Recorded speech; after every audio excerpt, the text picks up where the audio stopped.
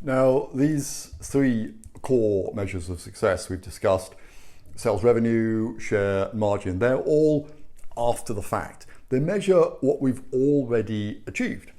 We can't go back and change anything.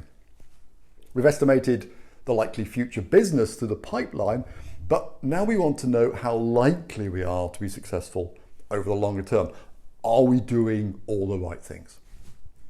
Much of the development and growth with key accounts happens over the longer term, certainly months, sometimes years. So what about measuring the likelihood of winning the business? How do we know if we're on the right track?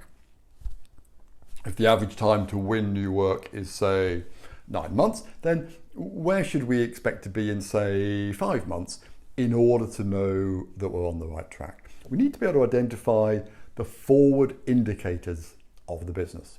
They're often called sales or business or success drivers. How do we identify them? Well, some of them are obvious. If, for example, all your product has to go through a customer quality test, and if that takes 3 months, then, well, at least 3 months before the contract is signed, you have to have started your quality tests. But generally, as we get closer to the agreement, the measures become more obvious. But what about the early stages? What can we measure at this point?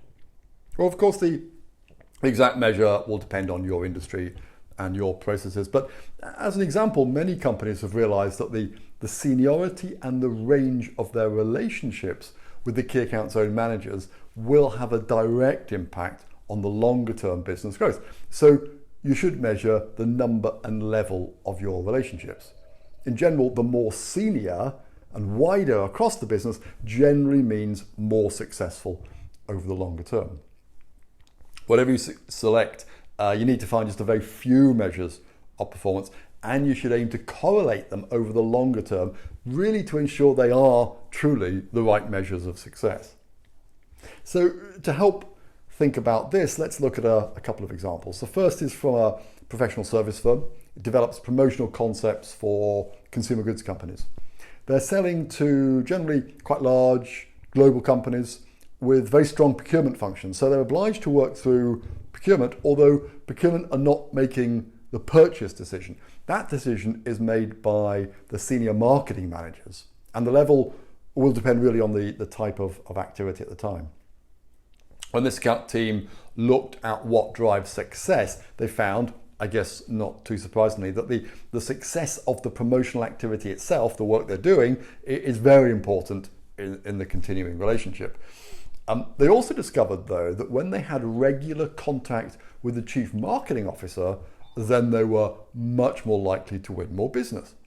Well, again, I suppose that's not too surprising, but simply knowing this means that you're now able within your growth plan to have a section to show how you're going to develop a firmer relationship with the CMO. So in this case, the team moved their thinking from generally knowing something to having a defined action in the growth plan. In this case, each manager now measures the number of meetings with the CMO, and the growth plan contains action to generate those meetings. Second example is from a manufacturer of industrial cleaning machines, and we discovered a core measure of success with them was having a senior customer manager being willing to recommend them publicly by appearing in their marketing material. Well, again, I suppose not too surprising, but knowing this caused the account team to measure the number of customer managers who were prepared to recommend them, and to include this active recruitment of these managers in their account growth plans. So what we want to do here is move beyond being generally aware of something to defining a specific target and action, and then identifying the incremental business we win as a result of this sales driver, because we want to see clear correlation to be confident. Whenever I've worked through this identification of sales drivers, success drivers with an account management team, I've also found that the team doesn't immediately come up with all the answers. Even when the answer looks obvious, we want to be sure that there is a direct correlation between the measure and the sales revenue, the share, and the margin.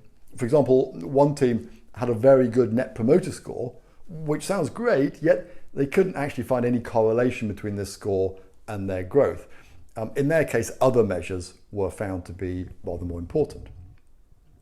This means that you should, as a team, think about what the success measures are likely to be, and then test these measures either by looking back over recent history or by checking that an increase of that sales driver really does lead to an increase in revenue, share, and margin over the coming months. So in your team session, I'd like you to think about how to do this and create a little project plan for yourselves. I'll leave you now to think about success drivers within your own business, make some notes, and then prepare for that group discussion.